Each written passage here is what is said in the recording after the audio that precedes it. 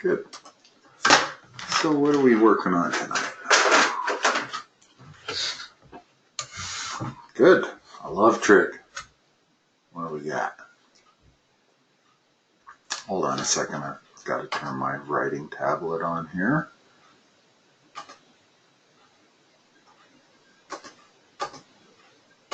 Okay, go ahead.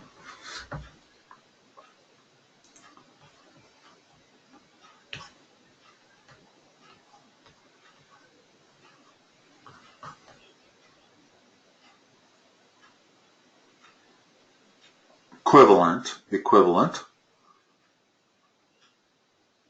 That's all right. Okay. So, there are 11 basic trig identities. Okay, let's go over them. There are 6 reciprocal identities. Do you know what I mean by that? And you know what each of them are? Okay. There are 2 quotient identities. In other words, tangent equals sine over cosine, and cotangent equals cosine over sine. Those are the 2 quotient identities.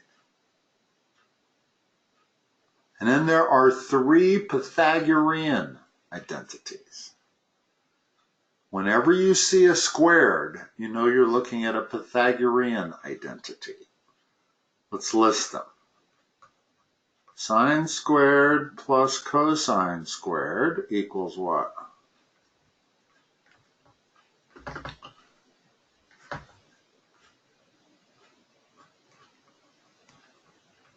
Tangent squared plus what equals what?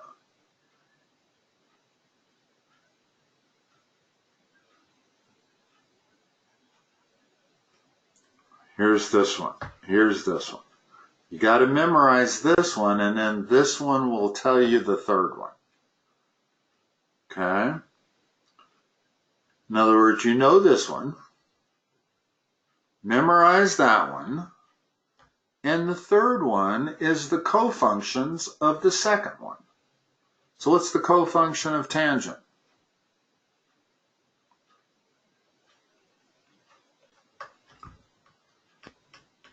What's the cofunction of secant? That's how you remember the third one. Okay, so there's your 3 Pythagoreans. Which one is this?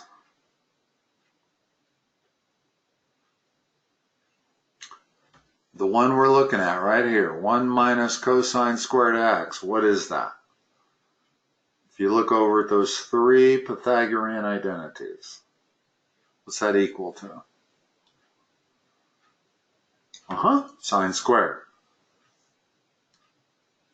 So this one is sine squared x. What's the next one?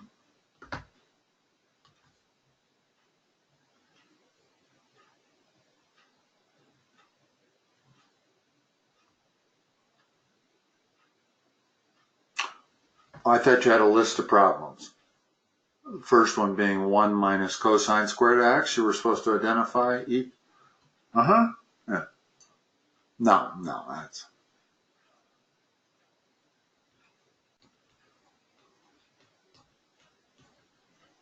So what's that equal to? Do the algebra.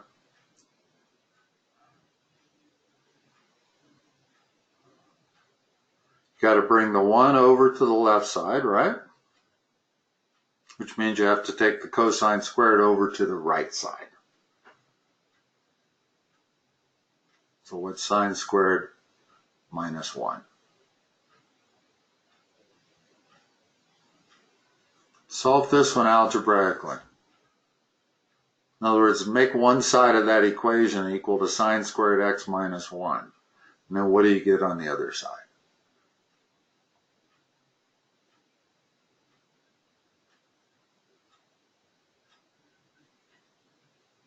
You know this one. You do.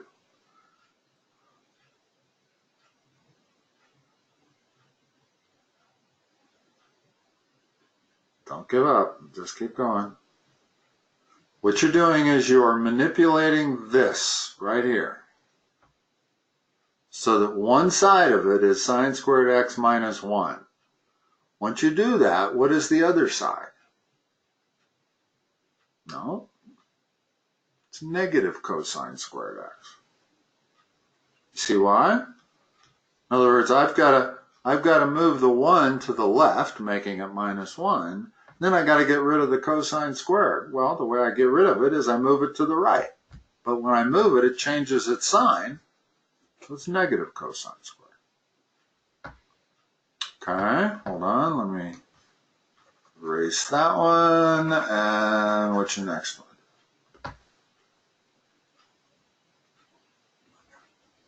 Hold on. Oh, hold on 1 minute.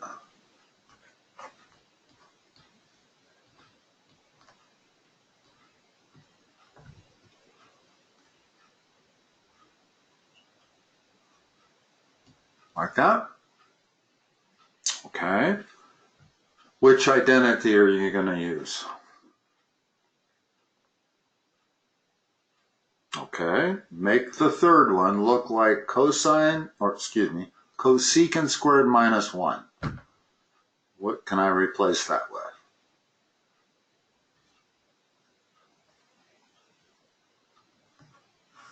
Cotangent squared.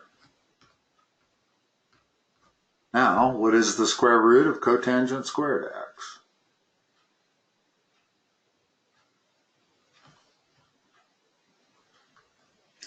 No. What's the square root of x squared?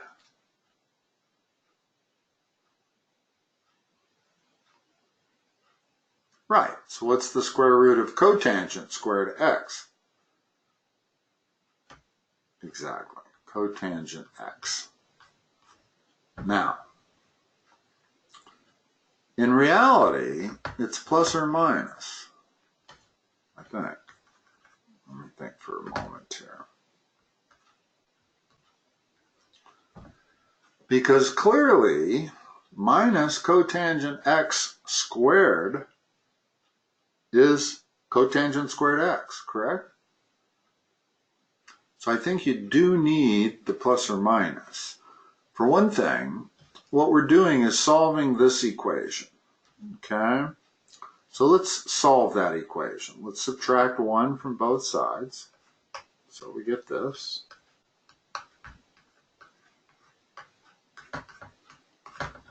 And now we have to take the square root of both sides. So cotangent x equals, and whenever you're solving an equation by taking the square root of both sides, you begin it by hold on here, what the heck did I do?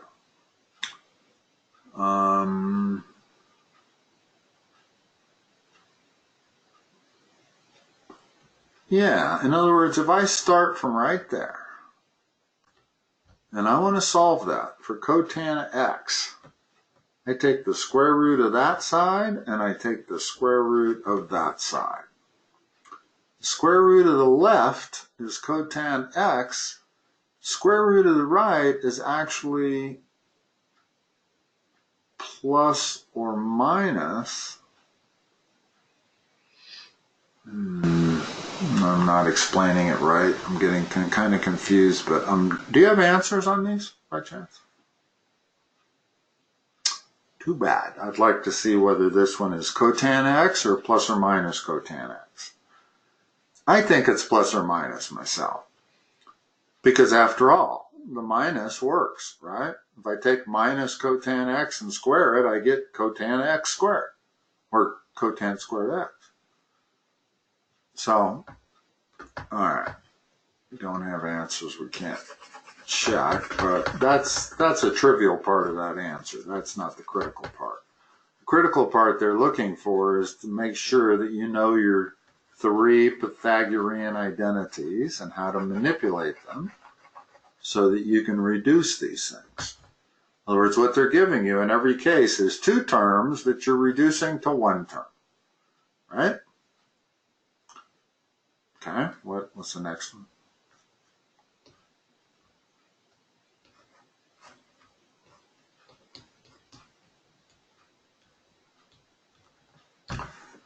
Well, what's that equal to?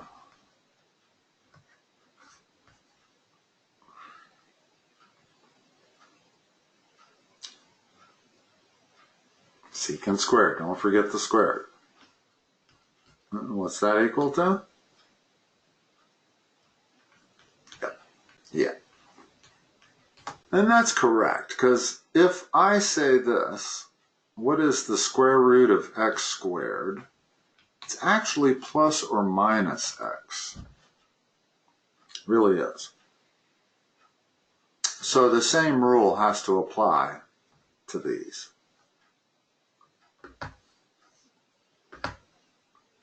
Here, let me just talk about one other thing here, just in case it's not totally clear. If I have an equation like this, okay, and I decide I'm going to take the square root of both sides. Well, the square root of, usually I write the square root of the left as x, and on the right side I put plus or minus 2. But in actuality, it's plus or minus x equals plus or minus 2. And this is actually saying the same thing as x equals plus or minus 2. So we don't usually put the plus or minus on the left side of the equation, because it's duplicated.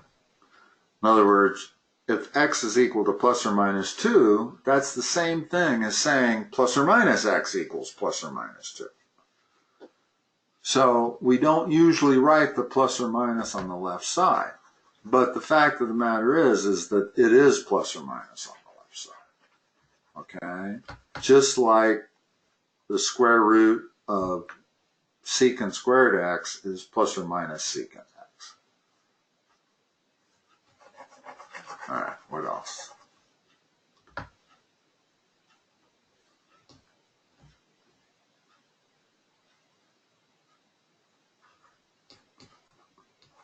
It's a little different. This is your double angle formulas.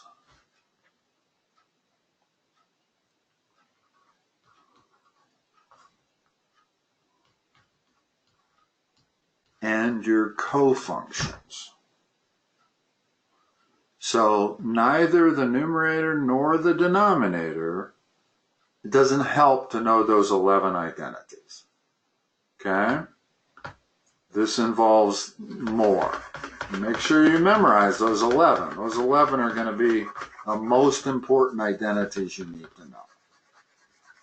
However, we also have these identities. Well, let's talk about this one. Sine of 2x, what is that equal to?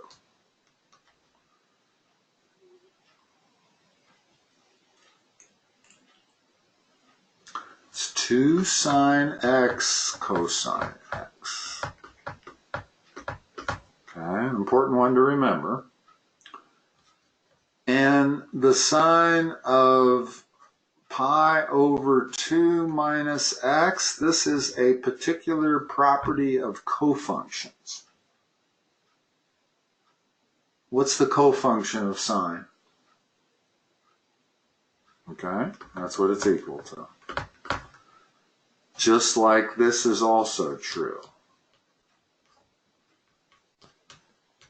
That's equal to the cofunction of tangent, which is cotangent x.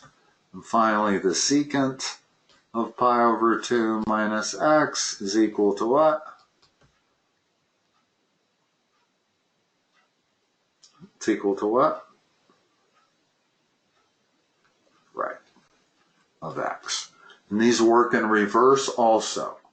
In other words, the cosine of pi over 2 minus x is equal to the sine of x.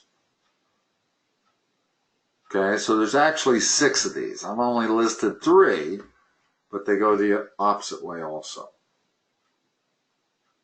So what can I replace? So let's replace the numerator.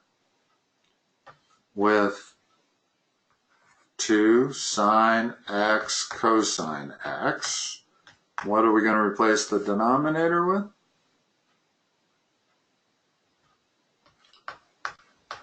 Cosine x's cancel, and the answer is 2 sine x.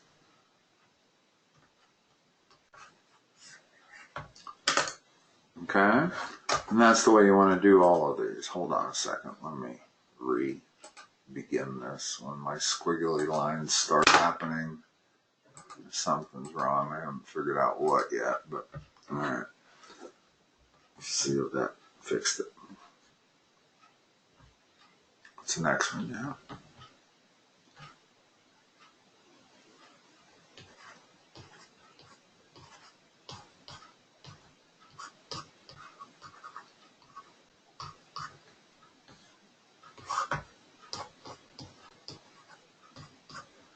Okay. Whenever you see squares, think of those 3 Pythagorean identities. What's the Pythagorean identity that begins with tan squared x? The second one. What was that one? In full. No, that's the third one.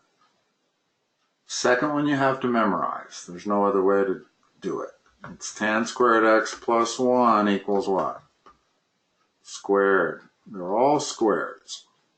Okay?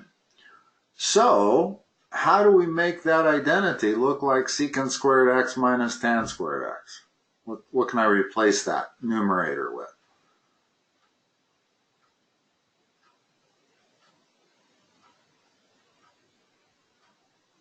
Yeah.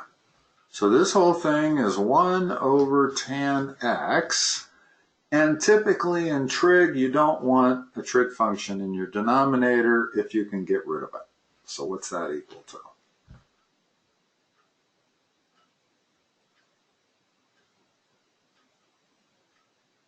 It's the reciprocal of tan. Yes.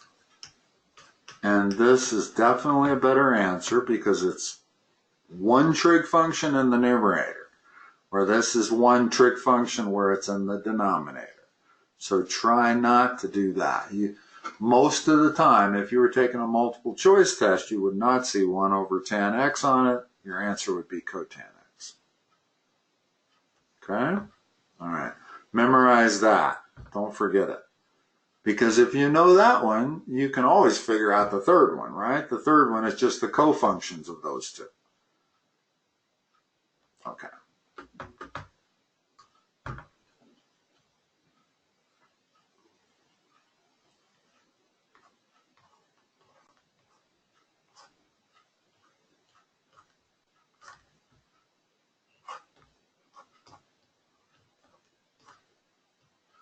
All right. This involves another property that we might as well learn right now. And that is odd and even functions. Okay? Here's the definition of an even function. If I take f of negative x, it's equal to f of x. Okay? And the only even function is cosine, and it's reciprocal. If cosine is an even function, then its reciprocal is an even function. The odd functions are defined as f of negative x equals negative f of x. Notice the difference.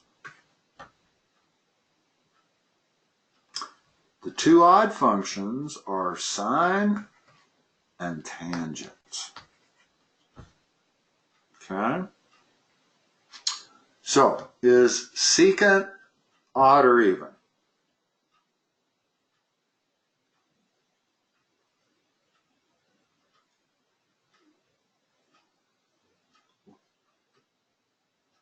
What's the reciprocal of secant?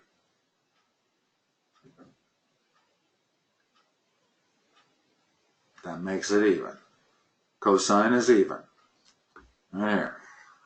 Okay? So, secant is even. So what's the secant of minus x equal to?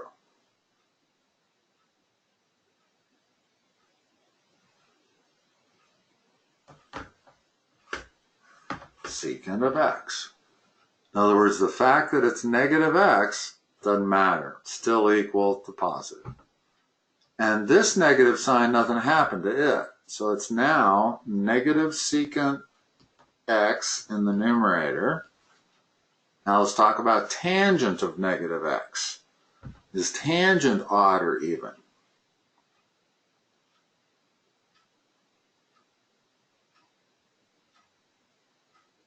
Okay, so what's tangent of negative x equal to?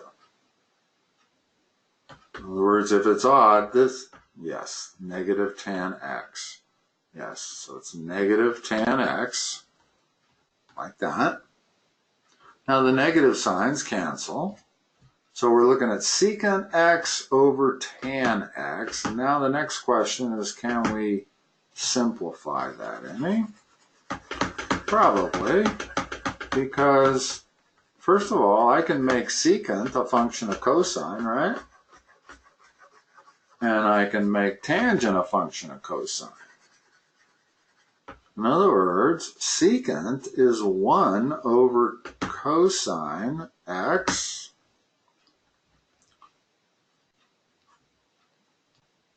right? Tangent is what? What's your quotient identity that involves cosine? Okay. Now how do I divide a fraction by a fraction? Tell me exactly how I do it. What's the expression? Copy what? Flip. Copy dot flip. The dot means you're going to multiply, but you're not going to multiply it by the denominator. You're going to multiply it by the reciprocal of the denominator. In other words, you've got to flip the denominator. So this problem is the same as multiplying the numerator by the reciprocal of the denominator, like that. Okay? That's the problem. Now simplify that.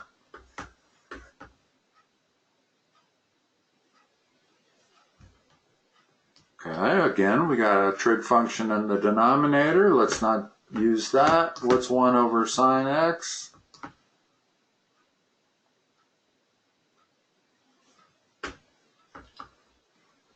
Not reciprocal. No, you got to remember your 6 reciprocal identities. Above all else, remember those. They're not the same as the cofunctions. People get them confused. The cofunction of sine is, yes, in the numerator. There's your answer right there. Much better answer than 1 over sine x.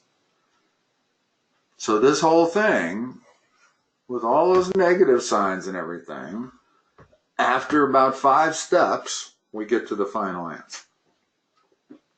So this is a good problem because you have to know odd, even functions. You have to know your reciprocals. You have to know your quotients. And you have to know your reciprocals again. So it involves knowing a lot of trig for this one problem.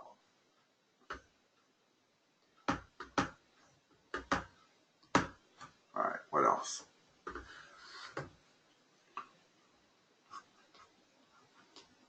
So what is that instantly?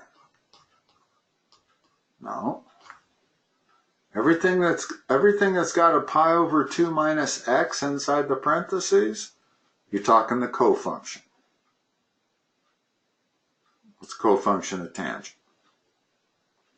Yes. Now, tangent is the only trig function whose cofunction is the same as its reciprocal.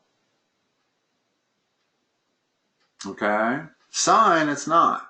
The reciprocal of sine is cosecant, or 1 over cosecant, whereas the cofunction of sine is cosine. So sine and cosine do not share this quality. Only tangent does. So I can immediately call that cotangent x. because of that co-function property. Okay, what's the rest of it?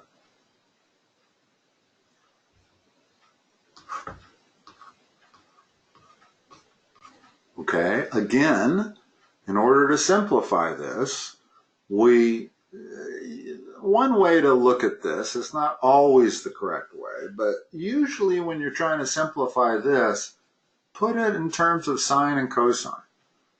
Okay? So what is this in terms of sine and cosine? What's the numerator become?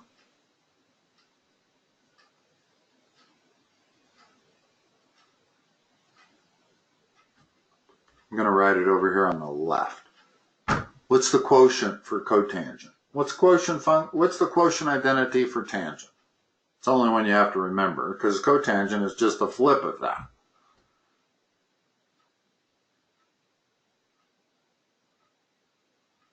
Is what? In terms of sine and cosine.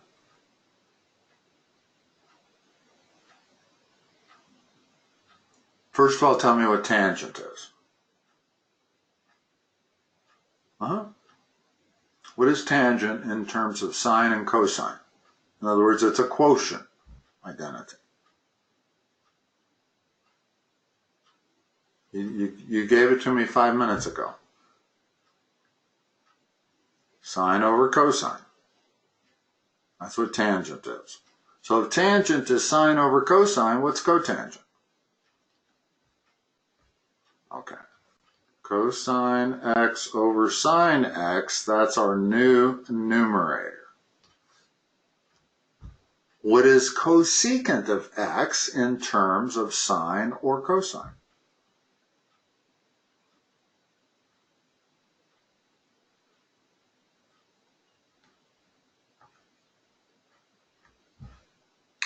No, that's cotangent. For cosecant, if you want to turn cosecant into a sine or cosine, you have to use the reciprocal property. What's the reciprocal of cosecant?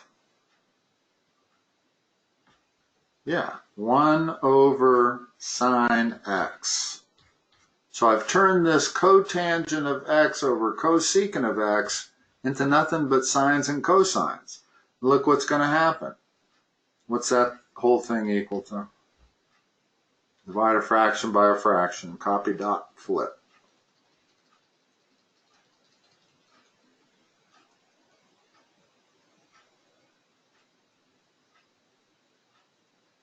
Yes, just cosine x. And that's the final answer. It's in the numerator. Don't need to do anything else with it. Okay? All right. Hold on. Let me flip this off again. Turn it back on. That seems to help a little bit with the squiggly marks that show up. I have no idea what's causing them, but probably need to buy a new tablet, drawing tablet. But go ahead. I can make it work for them now.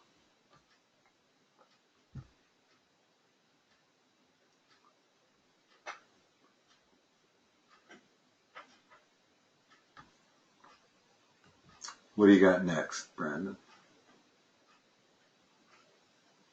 Okay.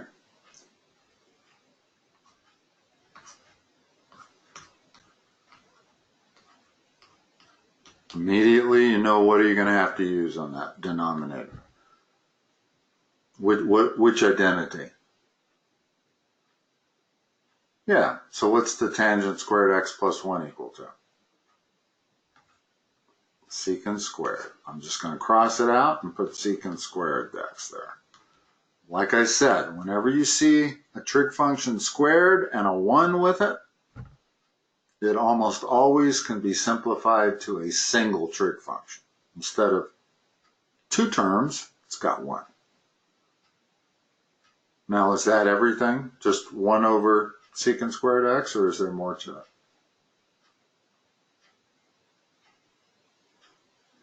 Well, you can, because we got our trig function in the denominator. So what is that equal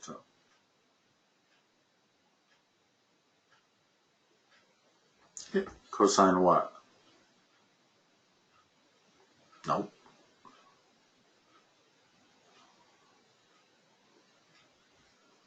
Cosine squared x.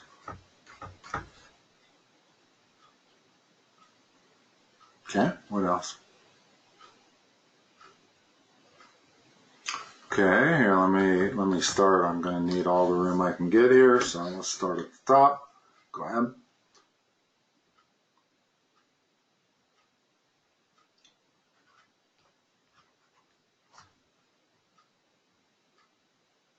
X.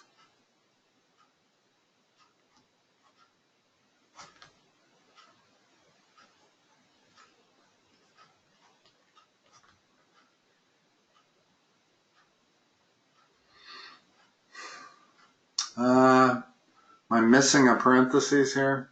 First of all, I don't know why I need the first set of parentheses. Oh, it's sine of x plus 1? Ah, so I don't need this parentheses, this one here. Is that what you're looking at?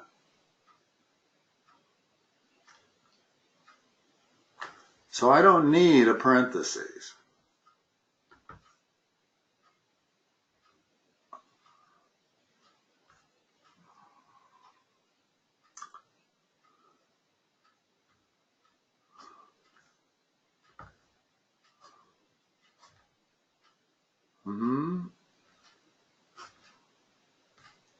Like this.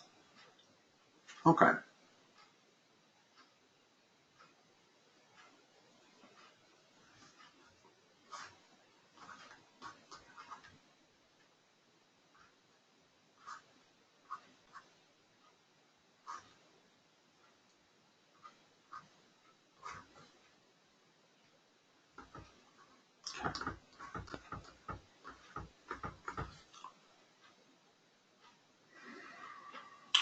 Whenever you have a plus 1 times a minus 1, you get a squared minus 1.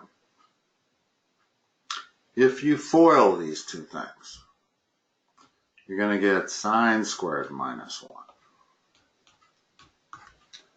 Notice what that is. Difference of perfect squares, right? Difference of perfect squares always factors into sine x minus 1 times sine x plus 1. Okay? Now you can go do it the long way, which is to FOIL them out, and you will realize that the two middle terms cancel. So you're only left with the far left term and the far right term, which is sine squared x minus 1. Now we're trying to prove that that's equal to cosine squared x. Well, what's the identity? Sine squared x minus 1 equals what?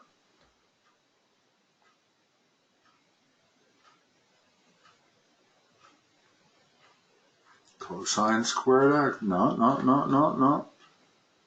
Okay, first of all, don't forget what you already know.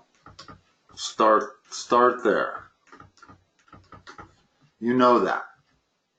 So, you were right. It is negative. My mistake. How is it negative? That means it's not an identity.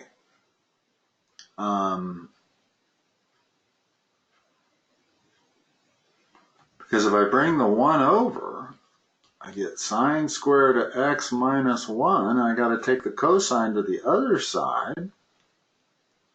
So sine squared of x minus 1 is actually equal to negative cosine squared of x. You sure that wasn't the original problem on the right side of this equation?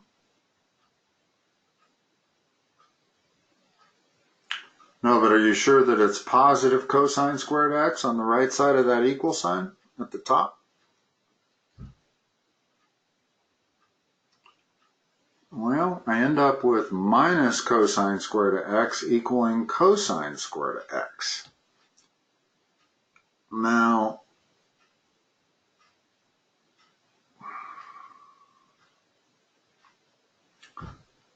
I don't think that's true.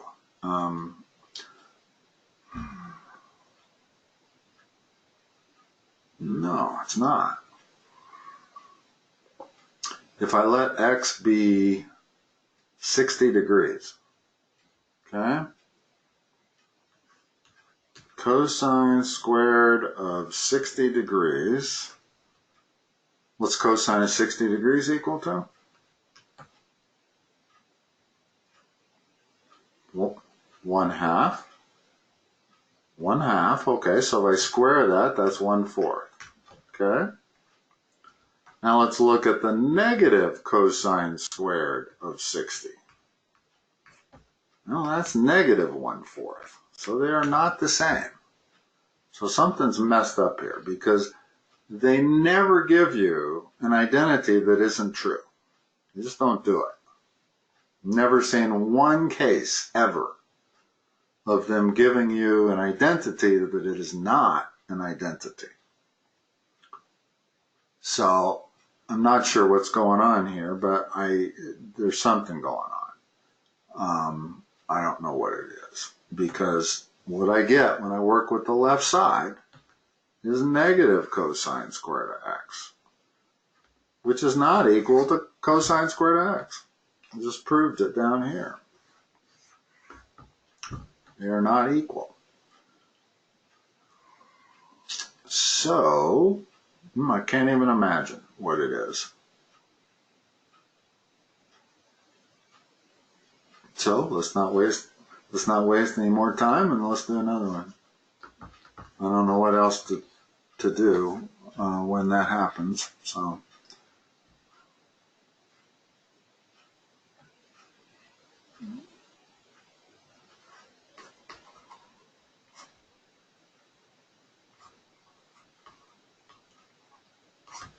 Okay. Do you know how to do these, or do I need to draw the unit circle? You don't know how to do them? Okay. Then you need the unit circle. It's the only way for me to explain it. Quadrant 1, 2, 3, 4. Whenever you have a trig function of an angle greater than 90 degrees, first of all, figure out which quadrant it's in. Which one is this in? Okay. And what you want to do is you want to turn this into the equivalent. All students take calculus, don't forget that part. But the most important part I haven't put on here, which is if you're in the second quadrant, it's 180 degrees minus the angle you're talking about. If you're in the third quadrant, it's the angle minus 180 degrees. Let's make this read theta a little more correct with theta. And then the fourth quadrant, it's that. Same as the second, only twice as much. Okay? So these three formulas I've written in the second, third, and fourth quadrant are what you use to convert this 195 degree angle. The way I like to write it is like this. In brackets or something, tell me what the equivalent first quadrant angle is to 195.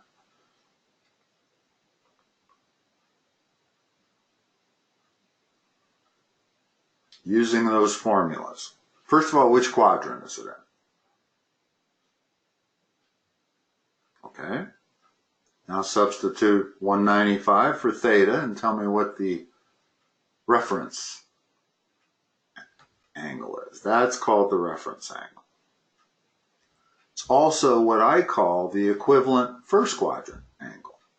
So the problem is, what is the sine of 15 degrees in the third quadrant? Right? Okay. Now, we don't know what the sine of 15 is. We do not have two triangles. Our two triangles are 30 degrees, 60 degrees, and 45 degrees. So in order to figure out the sine of 15 degrees, I either need to use the half angle formula or the double angle formula? In this case, it's the double angle formula. In other words, I need to know, well, I can do this a couple of ways. Have you had the double angle formulas? Have you had the sum and difference formulas? Okay, let's do it that way then. In other words, the sine of 15 is the same as the sine of 45 minus 30, is it not? Okay, so tell me what the sine of A plus B is, generally. Excuse me, A minus B. Let's make it look exactly like it. A minus B. So do you know what it is? Okay, it's the sine of A, cosine of B, same sign, negative. Now just reverse it. Sine of B, cosine of A. Okay, you with me? You need to memorize that. What's A and B? A is 45, B is 30, right? So this becomes the sine of 45 cosine of 30 minus the sine of 30 cosine of 45, and we know all of those. What's the sine of 45? Hopefully we know all of those. These are all your standard first quadrant trig functions. If you want to memorize anything, memorize what the sine and cosine of 30, go ahead, times, it's cosine of 30. Nope.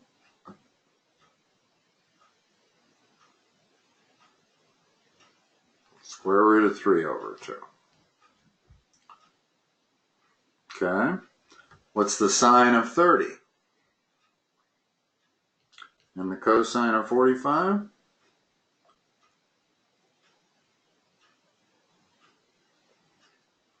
Okay. So what I have at the very bottom, I'm going to rewrite in blue near the top. Just because I ran out of room. Hold on a second. So what's square root of 2 over 2 times square root of 3 over 2? In other words, this part right there.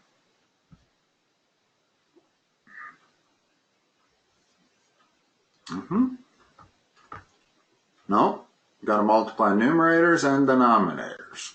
That's what it is. Okay, minus what? What's 1/2 times square root of 2 over 2?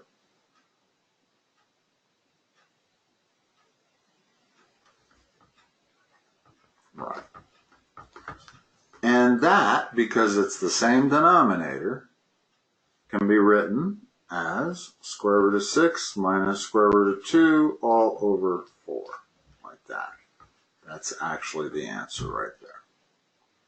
So the sine, now hold on. What we just calculated was the sine of 15 degrees. Okay? But which quadrant is it in? Because it's actually 195 degrees.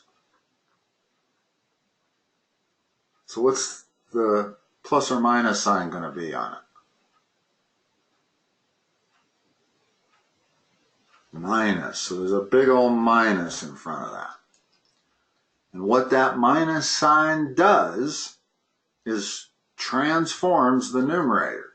So the actual correct answer is square root of 2 minus square root of 6 all over 4. In other words, if I want to write the answer without any negative sign in front, you just switch the two terms in the numerator. You can always do that. In other words, A minus B is always equal to the negative of B minus A. do the algebra, you'll see you get a minus b. So whenever you have like 3 minus x, it's equal to the negative of x minus 3. It's a nice thing to remember because it lets you take a negative sign like that and get rid of it. Notice that my final answer does not have a negative sign in front. So this problem is also a really good problem. It hit on about 5 different trig points. In other words, it makes you figure out what the reference angle is, which is 15 degrees. It makes you know that it's in the third quadrant. And then you're trying to figure out the sine of 15 degrees. One way to do that is use the sum and difference formula. Another way to do it would be to use the double angle formula. But if you haven't been taught that yet, we can't use that. So I have to find 2 numbers that subtract to 15 degrees. 2 numbers with which I know what their trig functions are. And those would be 45 and 30. Okay? So then we got to use the sum and difference formula, which is that. Then you can come up with an answer, put the negative sign in it because it's in third quadrant, then take the negative sign out by switching the numerator. So there's a bunch of stuff in this problem. Okay.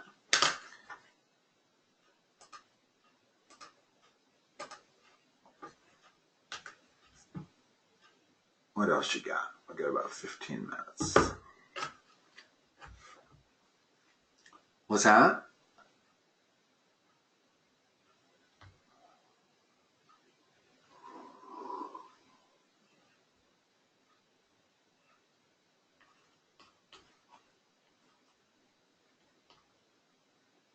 Negative?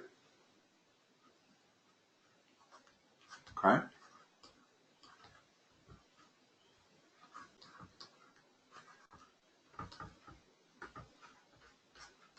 Like that.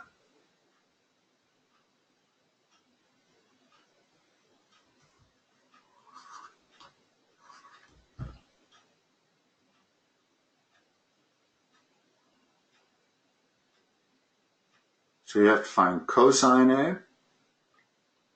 Okay. Whenever they give you one trig function and they give you its value, first of all, sine A cannot be negative 7 over 25, not if it's in quadrant 2. All sines are positive in quadrant 2.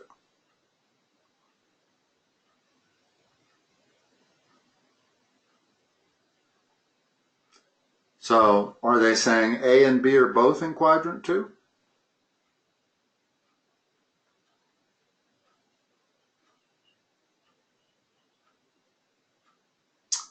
Well, that's impossible, because if I was taking the sine of a second quadrant angle, it would be positive. All students take calculus, means in the second quadrant, sine is positive. So sine of A cannot be equal to minus 7/25 and be in quadrant 2. Can't happen. Cosine of B definitely could be negative, because cosine is negative in quadrant 2. You sure you're not missing a piece of information here?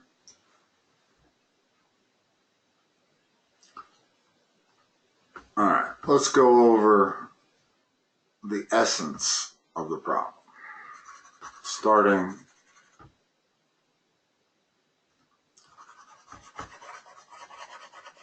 with cosine.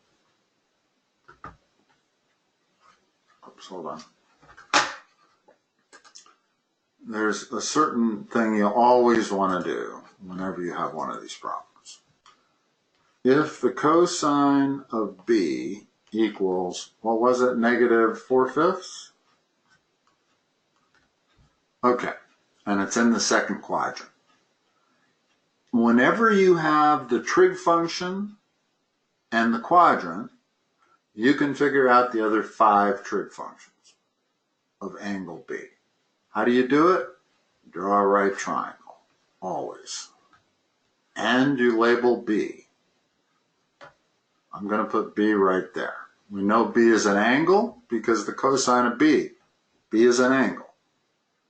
Okay?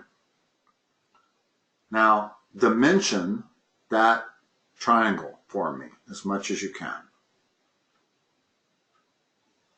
based on the fact that the cosine of B is 4/5.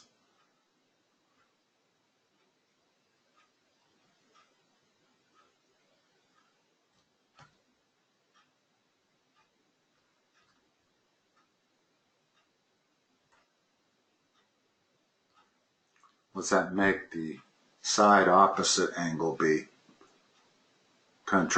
Yeah. Okay. Notice that once I dimension all three sides, I can tell you the sine of B, I can tell you the tangent of B, I can tell you the secant of B, the cosecant of B, and the cotangent of B. All 6 of them. All you need is one. This is like the classic trig problem. Okay? Now, the problem they gave you, I don't know what to do with that, because the sine of A cannot be a negative number. Not if it's in the second quadrant. Something about that, you've got a typo, or you're misreading it, or something. Do you have another one like that, where they give you 2 trig functions of 2 different angles? What was the question on the one that you had? Yeah. In other words, they gave you what the sine of A was and the cosine of B, and told you they were both in quadrant 2. What were they asking?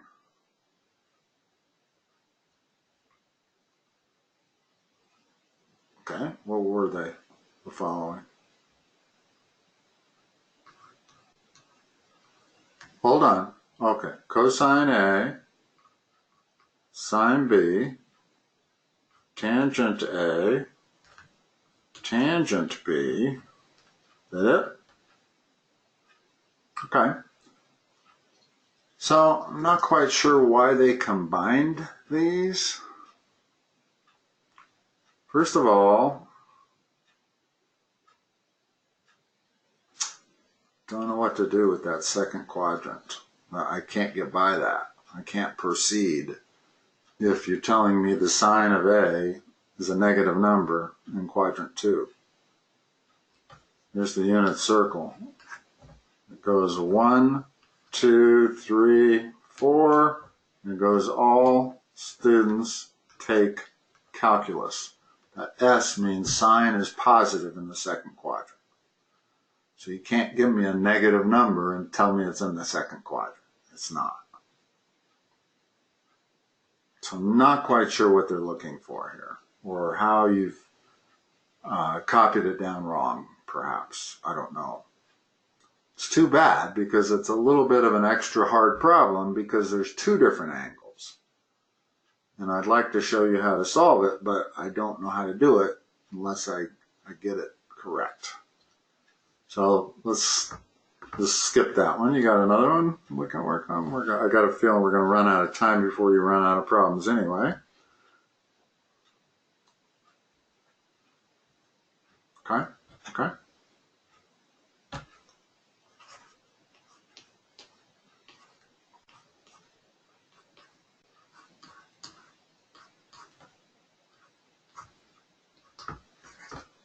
What?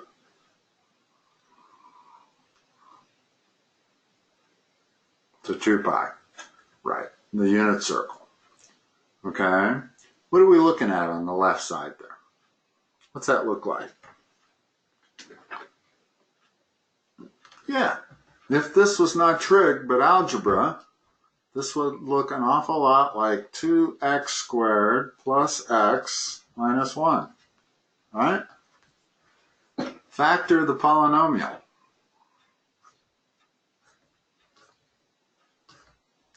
The 2x squared plus x minus 1. Factor that.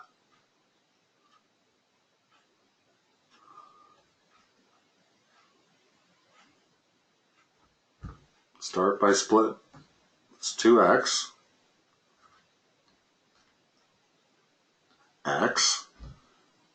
In other words, the first step is to split up the 2x squared, right? That only splits up one way, 2x times x. What are both sides?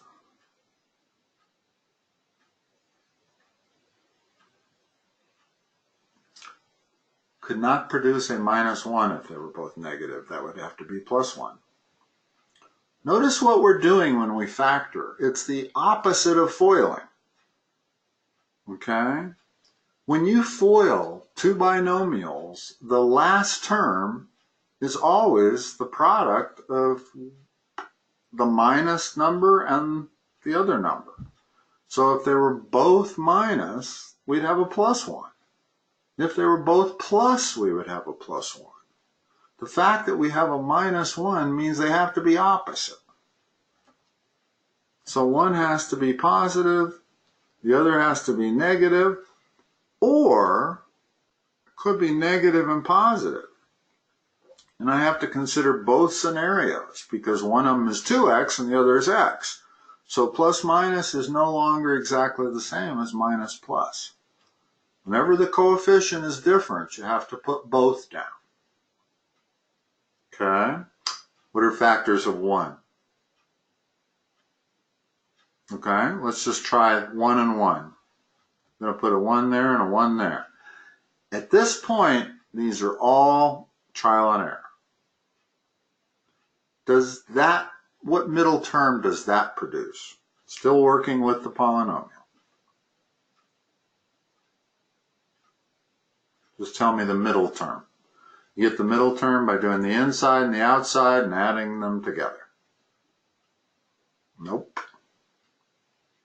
What's the inside give you?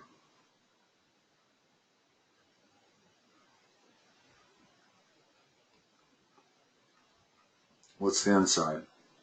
What's 1 times x? What's the outside give you? What's that total? Okay, but that's not what we're looking at. We're looking at plus x, right? Whenever you get the right number but the wrong sign, you know the answer lies on just moving the ones down. In other words, the 1 goes there, this one goes here. You don't need that anymore. That's got to be our answer. What's the inside now?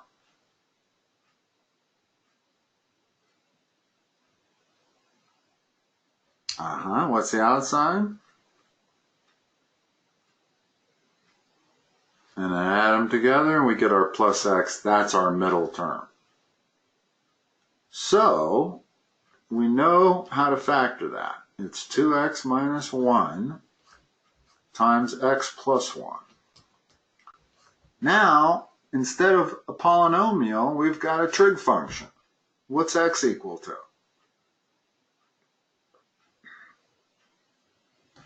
Compare these two.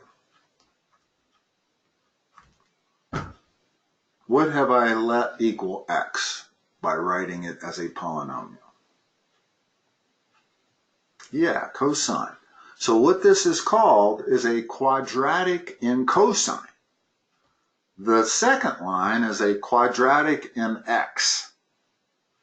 Well, this is a quadratic in cosine. So instead of writing 2x minus 1, what is it? It's 2 cosine x minus 1 times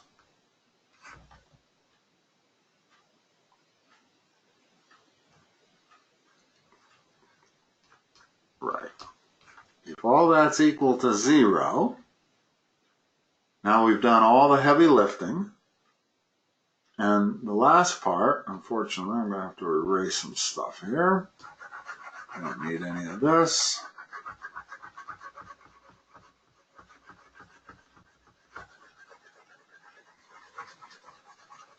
Now what? Got two things multiplied together equals 1. Excuse me, equals 0. What does that mean?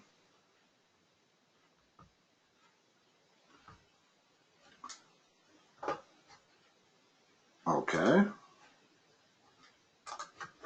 So over here on the left, I'm going to start with 2 cosine x minus 1 equals 0. Let's solve that. For cosine x, what's cosine x? Do the whole thing. There's 2 steps in solving that equation. No, we're solving for cosine x.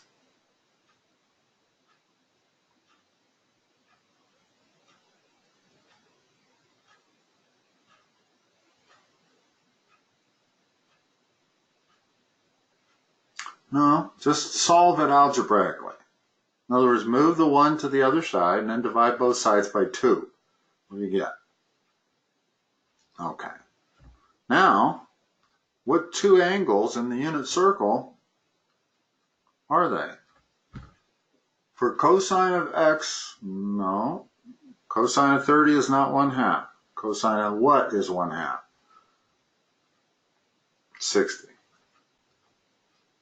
Remember, the cosine of 60 is the same as the sine of 30.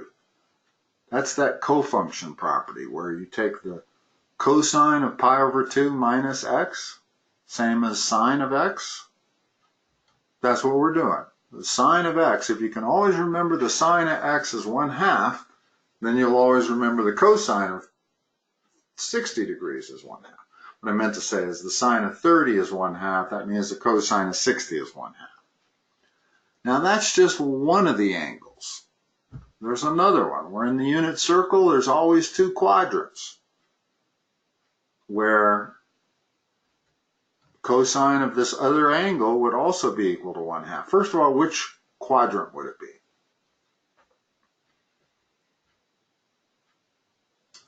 Yep. All students take calculus, counterclockwise. All students take calculus. So what is the 4th quadrant angle that has a reference angle of 60 degrees?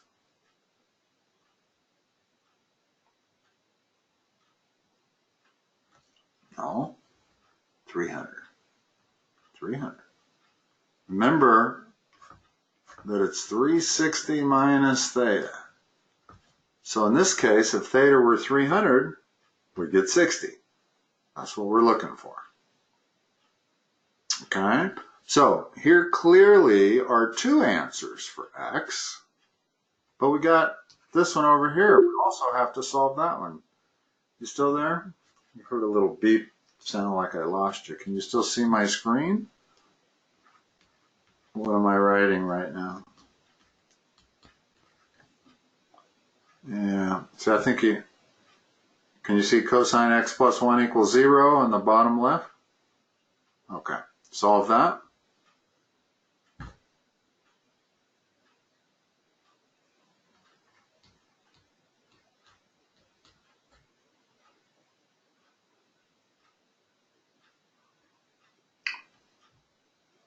Don't forget your algebra.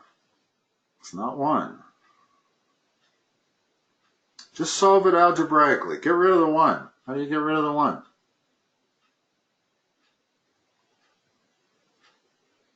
It's an algebra problem. If I said x plus 1 equals 0, what would x equal? X plus 1 equals 0. Solve that algebra problem right there.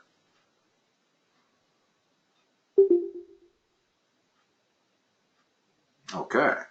Not 1. Negative 1. So cosine of x is equal to negative 1. Where does that happen? That actually only happens in one spot in the unit circle. So we're not going to get 2 answers whenever we have the sine or the cosine equal to 1 or negative 1. There's only one place where those occur. Where is the cosine equal to negative 1?